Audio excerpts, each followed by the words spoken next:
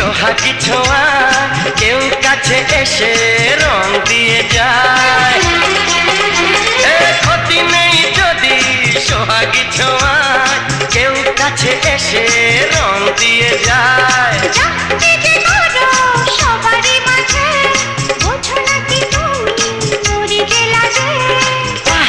তোমাকে লাগছে দারুণ, আরে না না না না আজকে তোমার কথা শুনবো না, এমন দিনে ছেড়ে দেবো সেটা ভেবো না।